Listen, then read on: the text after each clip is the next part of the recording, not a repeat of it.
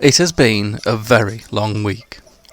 After my dismal performance on the Diamond Casino heist last week, I decided that the best thing to do was go big and go alone, I said. What can possibly go wrong, I said. Well, quite a lot as it turns out. Cayo Perico is a beautiful tropical island with a rather unpleasant owner who needs to be relieved of a few items. How hard can that be? So this video is made up from 47 separate recordings taken over a week. I died more times and had more griefing in the prep for this than at any other time in GTA. I've completed entire games in less time it took me to complete this mission, so I've upped the ante on my intro music a tad.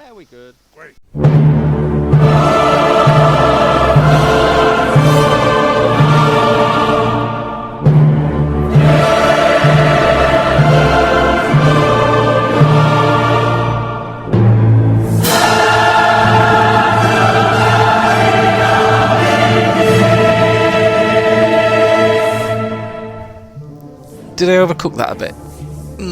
Anyway, so just to recap, this is my shark card free 0 to hero challenge, completed in public sessions only. Now that sounds easy when you say it quickly, but what I think I've managed to do is produce the definitive guide to doing your first few Cayo Perico heists solo if you're either a new player or just a bit shit like me. So to get this started, we need the Kasatka. Now I've gone for the basic one for now, and I'm hoping to kit this bad boy out with the fat piles of cash I expect to make from this heist. So that's 2.2 million gone, but I'm not worried about that now. The first thing we have to do is head over to the island and scope out what it is we'll be doing. This involves sneaking around and taking photos of a few areas without this happening. Or this. Or this. Yeah, this happened quite a lot. After experimenting for a frankly embarrassing amount of time, I finally found a route. Now there's a link to my route in the description. Some people may have better routes, some people might be able to tell you where the motorbikes spawn, but I found this route to be easy to remember, and there are a few places along the way where you can take a minute without getting found. This route gets you all the way to the communications tower without really seeing anyone. When you get to the tower, you might need to wait until the guard at the bottom has turned away. If you don't make it all the way to the platform before he does, then this happens again. Now this guard needs to be moved to the compound, he really does. This dude can spot you out of the corner of his eye when you're 25 feet in the air, but then you've got this muppet. What planet's he on? When you find the cabinet, you need to do a little minigame, which is easy enough. This symbol means multiply by 10, this one by 2, and this by 1. Usually, look at the numbers that you can multiply by 10 and do whichever one takes you closest to the target, and the other two will make up the difference. Not always, but it usually works. When you're in, you need to scroll through all the CCTV cameras, making sure you focus in on any parts that you want to scope. Sometimes you might need to zoom, and remember, make sure to scope paintings. Don't worry about cash or gold. You can't take gold solo, and because we're going for the quick in and out approach, we're not really going to be running around looking for secondary targets. There's enough in the main mission area for now. So we move on to scope the compound, and I've had a brilliant idea. I'll just swim all the way around to the compound. I'll avoid everyone, I'll even build up my strength and my lung capacity while I'm doing it.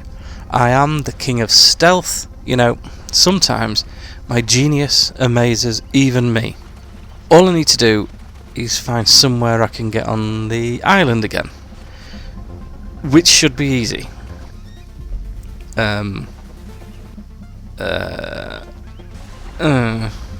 Okay.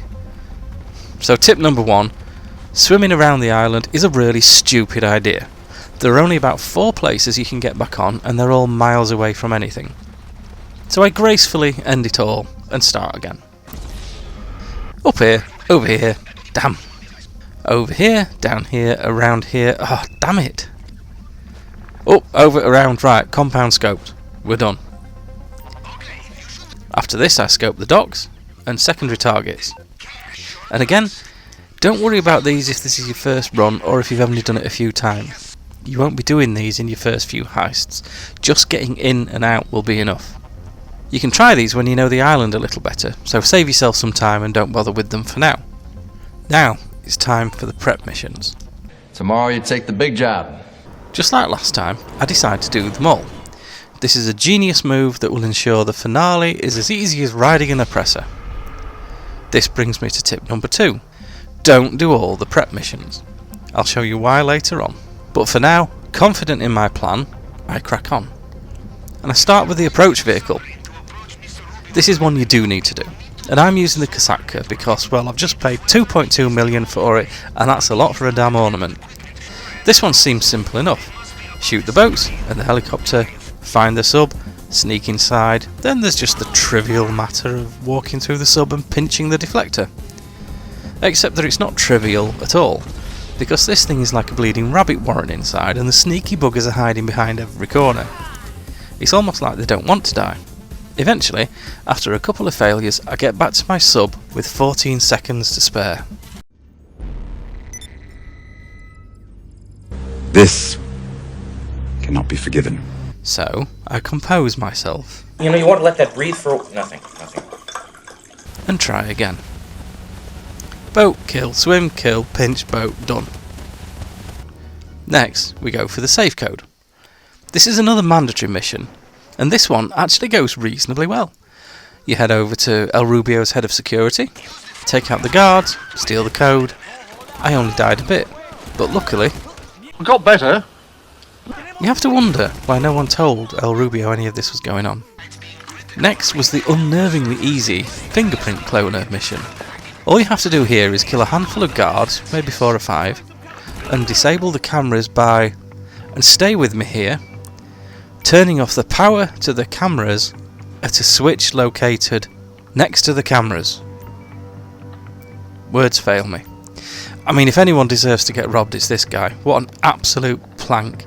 He's got sonar detectors, a biometric security system, an underwater minefield and a private army, and he keeps a backup of his fingerprint in an abandoned warehouse and gets a trainee to fit the electrics. Right, rant over, collect the scanner, and then you're done here. So next I collect the demolition charges. Now this was a fun mission, but don't. Just don't. Skip it, run away, try to not even look at it. I can't help it, it's so beautiful! You don't need it, and as you'll see later, it's actually counterproductive for solo players. So we're doing well so far. So it's more of the same for a while. I need a weapons loadout. For this I need to go to the Penrith building.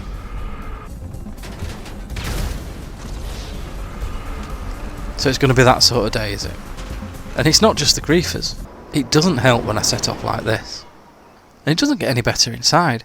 My character has the durability of a Mackey's paper straw, and he seems to be wearing armour made out of an old cardboard box, so in close combat you need to be very careful. So now the real pain started. Partly because I chose to do these next 3 missions in some of the most toxic sessions I've ever joined, but also as I later found them to be entirely pointless. These were the demolition charges, and I'll come back to that. Weapons disruption. Now, this seems like a great idea, because fewer weapons equals easier missions, right? Well yeah, but as a solo player, stealth is your only option. I'm sure it's possible to do it solo without stealth, but you'd need to be a god tier player from what I can see. And as previously demonstrated, a god tier player I am not. The same applies to disrupting armour and air support. Don't bother with any of these, you'll be aiming to get in and out without anyone seeing you. So they could have a fleet of Apaches supported by Batmobiles and it wouldn't make any difference to you. Right, we're done. Please tell me we're done. We're done, aren't we? And here we go. Yes, we're done. Time to go. Millionaire Row, here I come. Okay, fair enough. I'll be a bit more careful and I'll not bother trying for the secondary targets. Right, this is not going very... Ooh, hold on. I'm in the Right, a sneak here, a sneak there, and I'm there. I'm actually in the compound. All I need to do now is carefully open this door and we are rocking and rolling. What are you doing? What are you... Oh.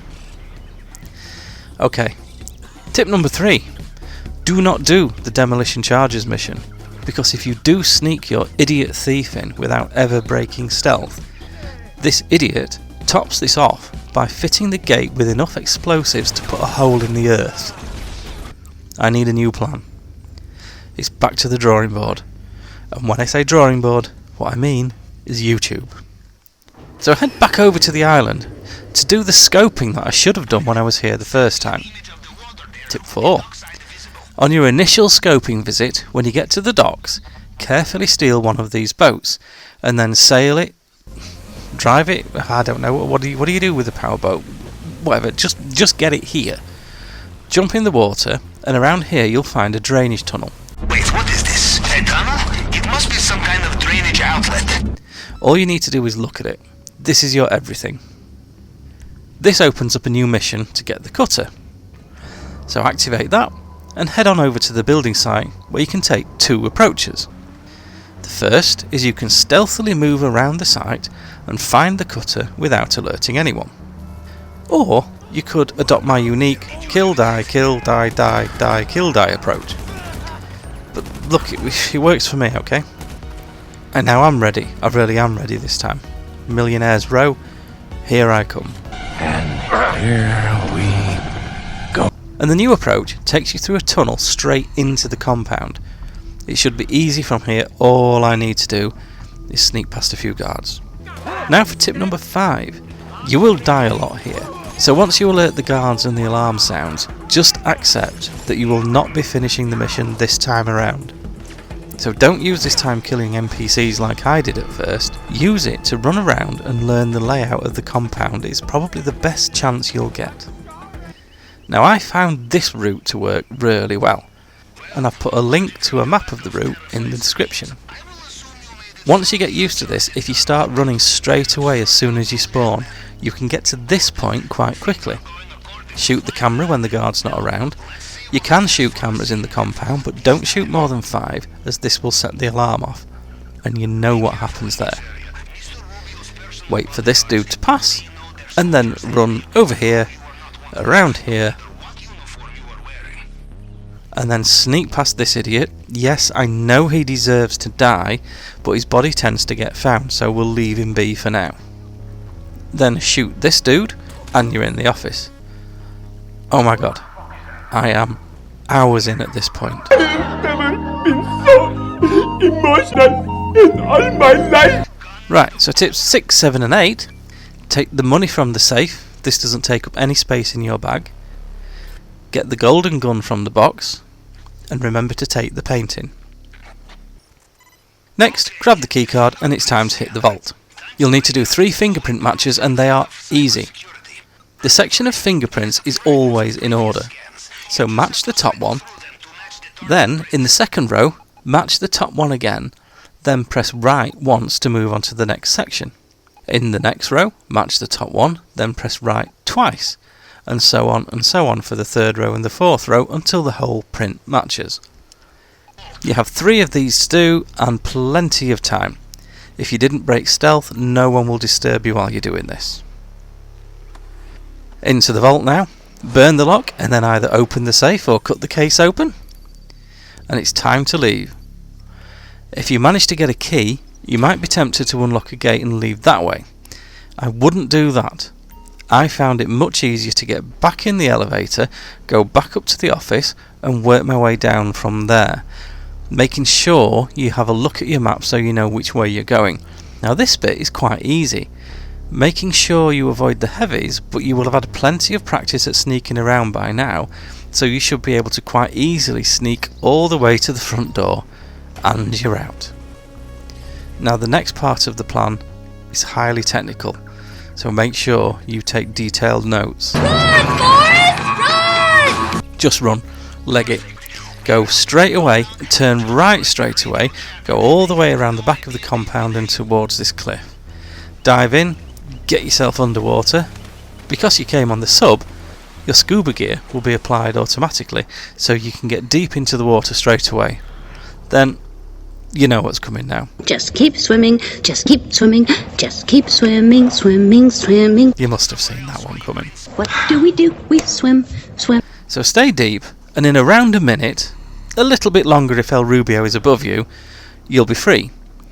Remember, don't swim too far, because if you get into the black stuff, you'll die really quickly. And you're done. 1.2 million, solo. Now, I've since rerun this mission, including scoping, prep and finale. I used this guide after I wrote it, and I did it in about 2 hours. Now, that still included a few deaths, so with a bit more practice, I'll easily get that down to an hour. Especially now I've bought the Sparrow, which is the most fragile helicopter I've ever seen, but it is incredibly useful. So that really does make this one of the best money grinding missions out there. Do this once per session for around an hour and you'll be quids in before you know it. Now if you'll excuse me, I really need to lie down after that. If you've enjoyed this, found it helpful or horrifying, please do drop a like and subscribe. This week is PS Plus week and I have a top bargain to review for you, so I'll see you all again soon.